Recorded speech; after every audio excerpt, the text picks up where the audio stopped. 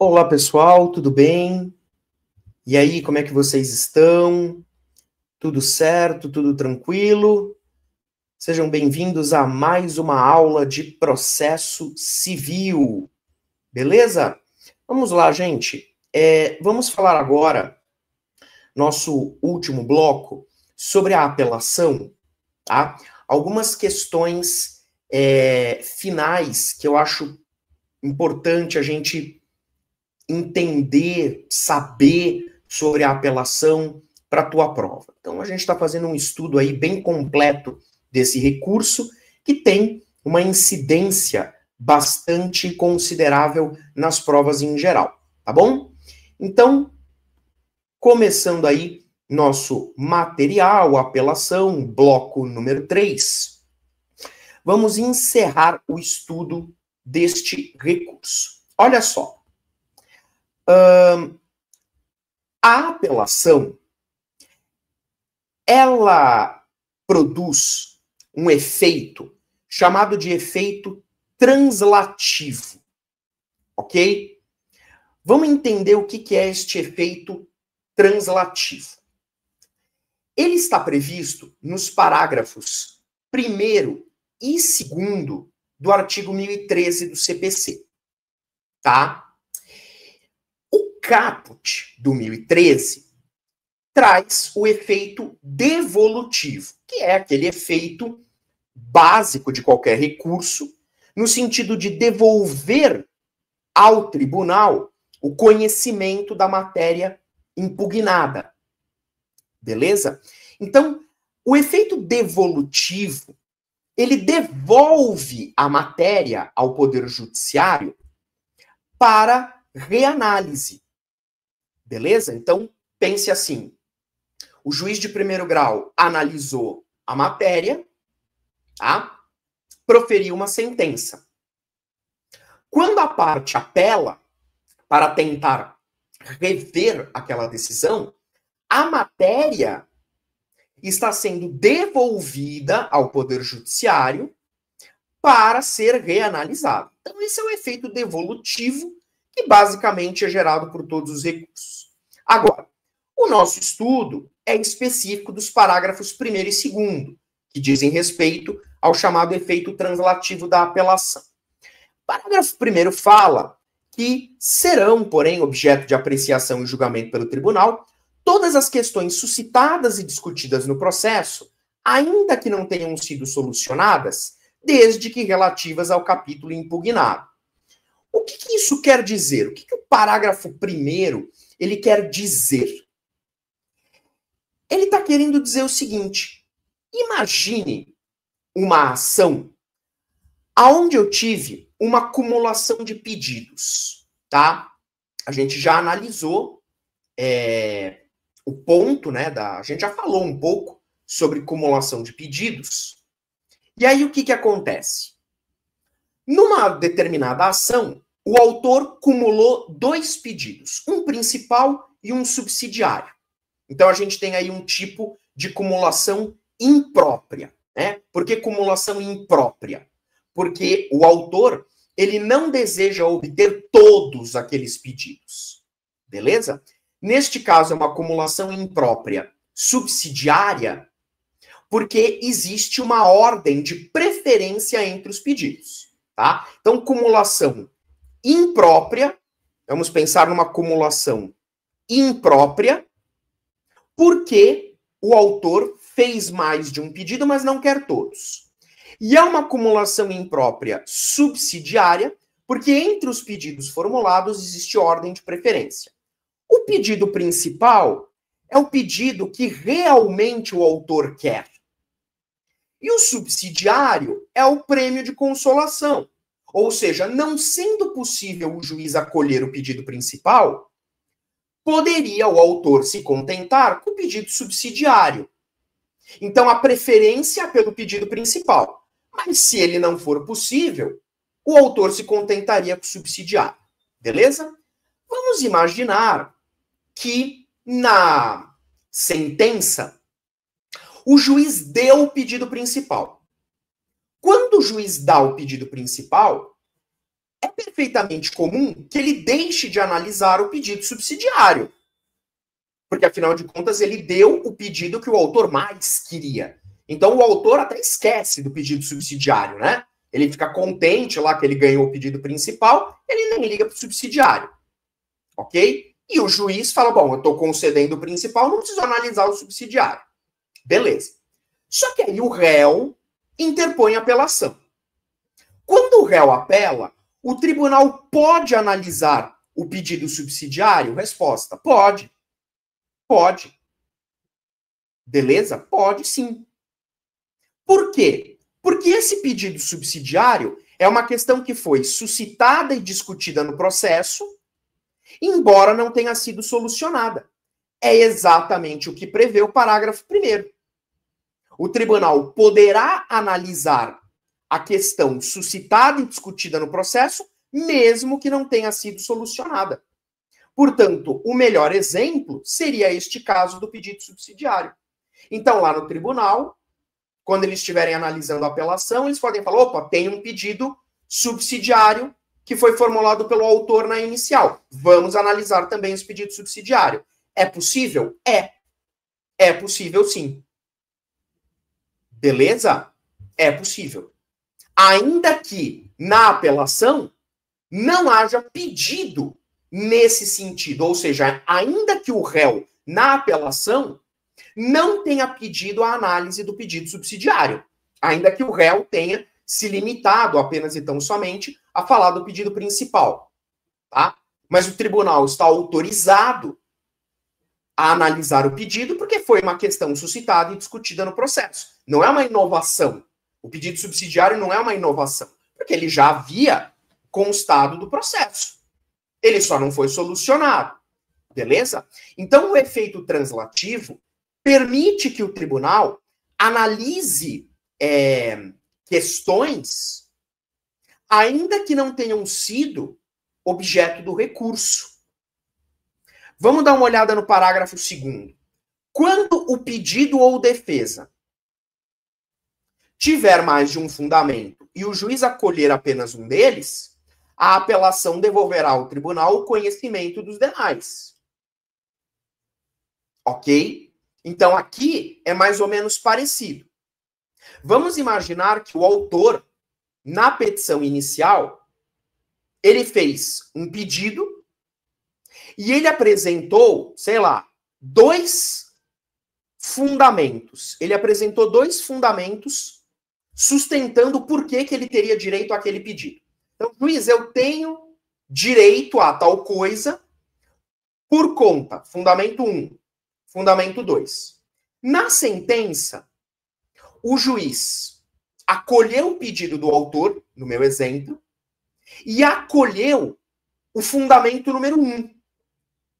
Acolheu o fundamento número 1. Beleza? O juiz não analisou o segundo fundamento, porque o primeiro já era suficiente para conceder o pedido do autor. Então o juiz falou assim, bom, o autor lançou 2 fundamentos e eu utilizei apenas um para conceder o pedido. Ou seja, só aqui um fundamento foi suficiente para me convencer. O outro fundamento eu não analisei. Na apelação, o tribunal poderá analisar os 2 fundamentos. Os 2 fundamentos. Aquele fundamento utilizado pelo juiz para conceder o pedido e o outro fundamento que, embora não tenha sido analisado pelo juiz de primeiro grau, constava da inicial. Então, neste caso, a apelação devolve ao tribunal o conhecimento de todos os fundamentos. Mesma coisa se nós estivéssemos falando da defesa. Então, o réu, por exemplo, apresenta a contestação e ele fala, olha, o autor não tem direito àquele pedido e apresenta 2 fundamentos. O juiz acolhe a defesa com base em um fundamento só. Na apelação, o tribunal poderá analisar os 2. Então, novamente, o que faz o efeito translativo? Permite que o tribunal analise tópicos, digamos assim, que não estão expressos no recurso. mesmo que a apelação não trate sobre os demais fundamentos. Então, esse é o efeito translativo. Permite que o tribunal analise questões, matérias, fundamentos, pedidos, que, embora utilizados no processo, lançados no processo, não necessariamente foram analisados pelo juiz na sentença. Porque, assim, a ideia qual é? Para o juiz conceder o pedido do autor, basta um fundamento. Basta um fundamento. Se o juiz fosse negar o pedido do autor, aí sim ele teria que ter analisado todos os fundamentos e refutado todos os fundamentos. Então, para conceder o pedido, basta analisar um fundamento só. Para negar o pedido, tem que analisar todos, né? Porque às vezes, né, um fundamento pode não funcionar, mas o outro pode. Então, por isso que o juiz teria que analisar todos os fundamentos, explicando por que está negando o pedido. Fechou?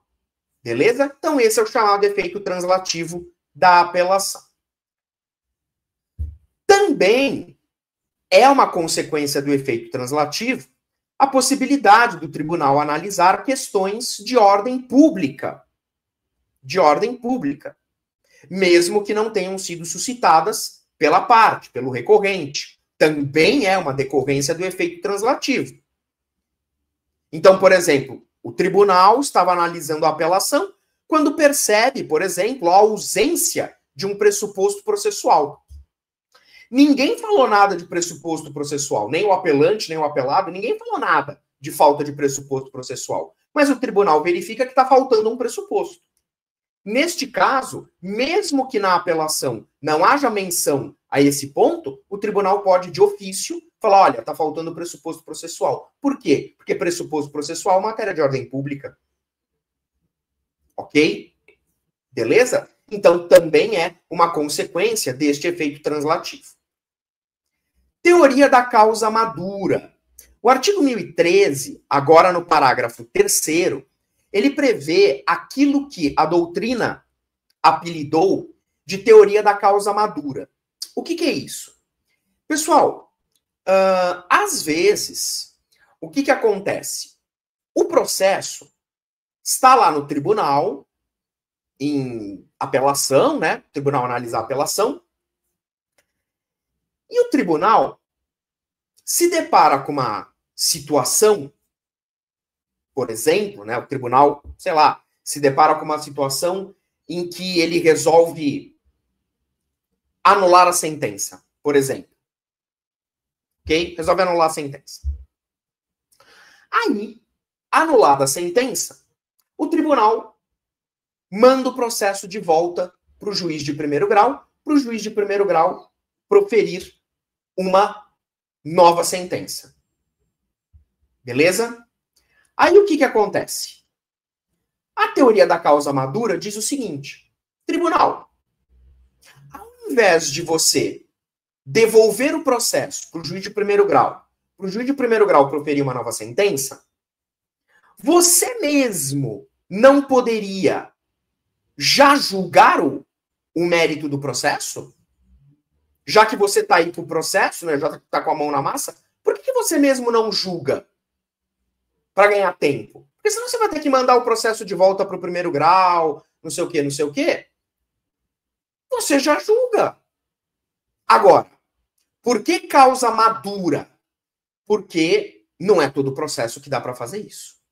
Então, como se fosse uma fruta, o processo ele precisa estar, entre aspas, maduro para a sentença, para a decisão, né, pelo tribunal. Às vezes, pode ser que o processo não esteja em condições de ser julgado naquele momento pelo tribunal. Aí, paciência, aí o tribunal tem que devolver o processo para o juiz de primeiro grau. Mas já estando em condições, já vendo todos os elementos, provas produzidas, tudo certo, por uma questão de celeridade, o tribunal não devolve para o juiz de primeiro grau. O tribunal já julga. Ok? Então, veja. Quando o processo estiver em condições, o tribunal analisa o mérito, sem devolver o processo de volta para o juízo à quo, isto é, para o primeiro grau. Aqui, nós temos uma preferência pelo julgamento de mérito, porque o CPC, já devo ter falado isso em outras oportunidades, né? O CPC sempre prefere o julgamento do mérito, tá? Então, o tribunal, cumprindo com essa preferência, julga o mérito. E também privilegia a celeridade. Ok? Agora, professor, como é que eu vou saber se o processo ele está maduro para ser decidido?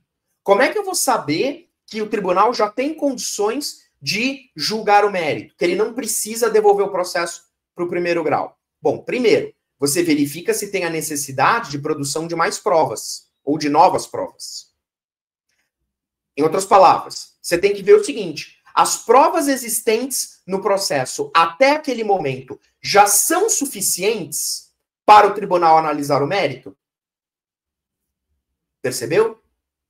Essa é a primeira grande pergunta que se faz para ver se a teoria da causa madura pode ser aplicada.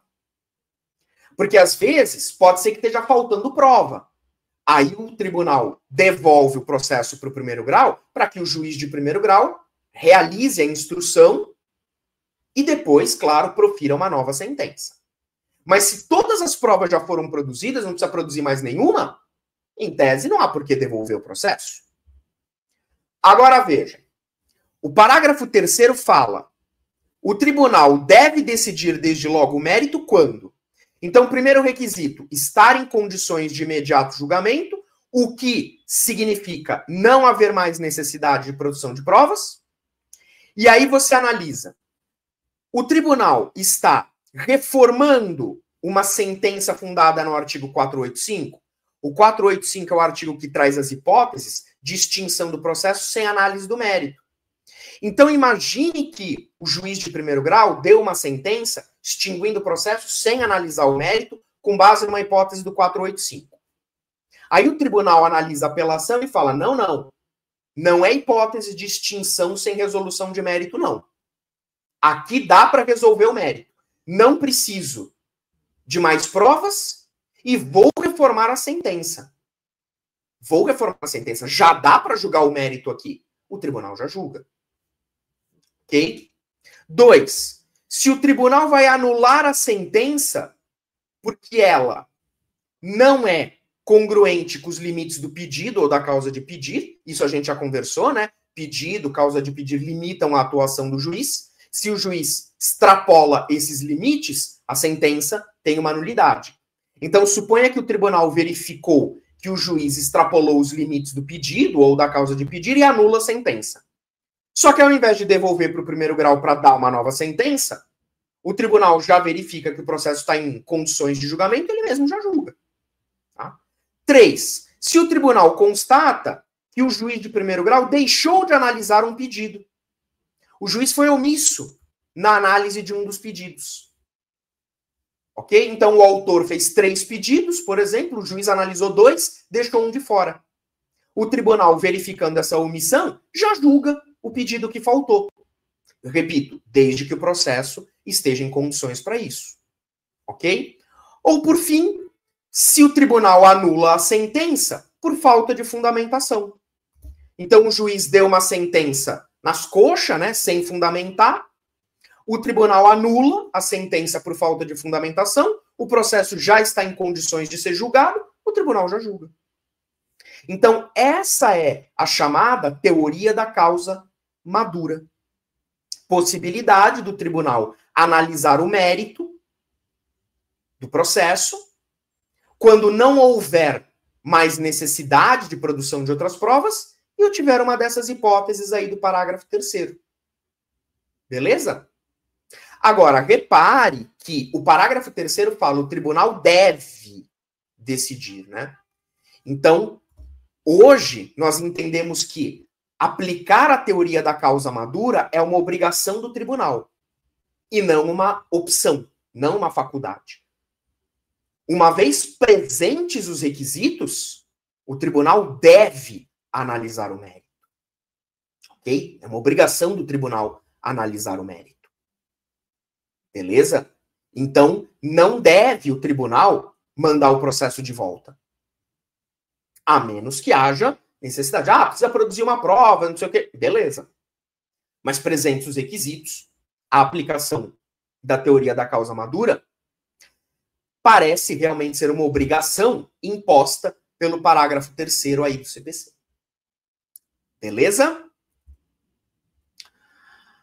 Então, cuidado com uma regrinha do parágrafo 4º, que trata sobre prescrição ou decadência. Tá? Por quê? Porque se a sentença, ela extingue o processo, porque reconheceu a prescrição ou a decadência, essa sentença é uma sentença de extinção do processo com análise de mérito. Com análise de mérito. Porque está prevista no artigo 487 do CPC, inciso 2. A sentença que reconhece prescrição ou decadência. É extinção com análise do mérito. Tá? Agora, se o tribunal verifica, por exemplo, que o caso não é de prescrição nem decadência, o que o tribunal pode fazer? Afasta a prescrição ou a decadência e julga o processo. Dívida prescrita. O juiz de primeiro grau extinguiu, falou, a dívida está prescrita. Apelou, chegou no tribunal, o tribunal fala, não teve prescrição. Não teve prescrição da dívida? Então, neste caso, o que o tribunal tem que fazer? Analise se a dívida é devida ou não. Já que ela não está prescrita, né? Analise se ela é devida ou não. Beleza? Já que você está afastando a prescrição, ao invés de devolver o processo para o juiz de primeiro grau analisar de novo, já julga. Claro, desde que o tribunal, o processo, tenha condições, tenha elementos suficientes para isso. Beleza? Então é uma regrinha do parágrafo 4º que trata especificamente sobre a sentença que reconhece a prescrição ou decadência, mas chegando no tribunal, o tribunal entende que não é caso nem de prescrição nem de decadência. Beleza? Ok? Veja que essa teoria da causa madura, ela independe de pedido das partes. Tá? Independe, até porque, como acabamos de ver, o parágrafo 3º parece realmente impor uma obrigação neste caso. Então, a parte não precisa pedir. Se quiser pedir no recurso, pede, não tem problema nenhum. Mas não precisa. Basta que os desembargadores analisem o caso e verifiquem que o processo está em condições. Tá? Se for aplicar a teoria da causa madura, será preciso intimar as partes, em homenagem ao contraditório, para que elas se manifestem sobre o julgamento. Ok? Beleza? Agora, suponha que o apelante, já no próprio recurso, fez pedido para aplicar a teoria da causa madura. Aí não vai precisar intimar as partes, né? Porque aí já houve pedido, as contrarrazões da parte contrária já trataram sobre a questão, então o contraditório foi respeitado. Então, neste caso, não precisa haver nova intimação. Afinal de contas, né, não faz sentido mandar intimar as partes para se manifestarem sobre o mesmo assunto. A intimação será necessária se não houve pedido de ninguém e os desembargadores de ofício entenderam pela aplicação da causa madura. Ok? Ficou claro? Porque o importante é haver respeito ao contraditório. Se ninguém falou nada no recurso, intima e possibilita o contraditório. Agora, se já houve pedido e contrarrazões, né? Todo mundo já falou sobre a aplicação da causa madura, aí beleza, o tribunal já aplica direto, se for o caso. Só para a gente terminar esse bloco, algumas questões finais.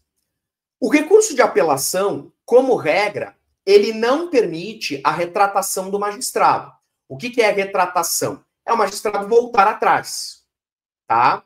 Então, em regra, a apelação não permite a retratação do magistrado, exceto em algumas situações expressamente autorizadas pelo CPC, tá? Então, por exemplo, o juiz deu uma sentença, aí a parte apelou. Como regra, o juiz, ainda que repense a questão, digamos assim, não pode se retratar, não pode voltar atrás, a não ser que haja previsão no CPC. Então, eu selecionei as 3 principais hipóteses em que a apelação admite retratação. Primeira hipótese é nos casos de indeferimento da petição inicial. Então, se o juiz indeferiu a petição inicial com base numa das hipóteses do artigo 330 do CPC, e aí houve extinção do processo sem análise do mérito, o artigo 331 permite a retratação. Tá? Olha aqui, ó. Indeferida a inicial, o autor pode apelar, facultado ao juiz, em 5 dias, se retratar. Se retratar. Beleza? Não havendo retratação, se o juiz entender que não é caso de retratação, ele manda citar o réu para que o réu possa responder ao recurso, apresentar suas contrarrazões. Fechou? Ok? Então, artigo 331, caput e parágrafo 1º são os que mais importam aqui, porque demonstra a possibilidade de retratação na apelação. Ok? Havendo indeferimento da inicial, com base nas hipóteses do 330. A segunda possibilidade é nos casos de improcedência liminar do pedido. Ou seja, o juiz julga o pedido do autor liminarmente improcedente com base numa das hipóteses dos incisos do artigo 332. Neste caso, veja que o parágrafo 3º fala: interposta a apelação, o juiz poderá se retratar em 5 dias. Em 5 dias. Havendo retratação, ou seja, o juiz volta atrás, fala: não era caso de improcedência liminar. O juiz vai determinar o prosseguimento do processo com a citação do réu, tá? E se não houver retratação, determina a citação do réu para apresentar contrarrazões no prazo normal de 15 dias.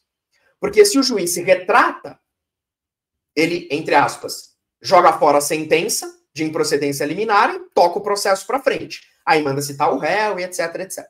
Agora, se o juiz entender que não é caso de retratação, ele precisa citar o réu para que o réu apresente contrarrazões ao recurso. Fechou? E o último caso é a extinção do processo sem análise do mérito, com base numa das hipóteses do artigo 485 do CPC, onde o parágrafo 7º fala que se for interposta a apelação, com base em qualquer dos casos ali do 485, o juiz terá 5 dias para se retratar. Ok? Então, basicamente, essas são as 3 grandes hipóteses em que o recurso de apelação, excepcionalmente, admite juízo de retratação pelo magistrado. Fechou? São aí algumas peculiaridades deste recurso que eu acredito que tenha valido a pena a gente mencionar. Beleza? E com isso a gente termina o nosso estudo sobre o recurso de apelação. Fechou? Terminamos aí o nosso bloco final, falando sobre o recurso de apelação. Acredito que tenhamos aí abordado as principais questões sobre este recurso. Então, acredito que você já esteja aí devidamente preparado para enfrentar na prova as questões sobre o assunto, tá bom? Qualquer problema, qualquer dúvida, estou à disposição, só me procurar, beleza? E desejo aí bons estudos e a gente se vê no nosso próximo encontro. Abraço e até lá.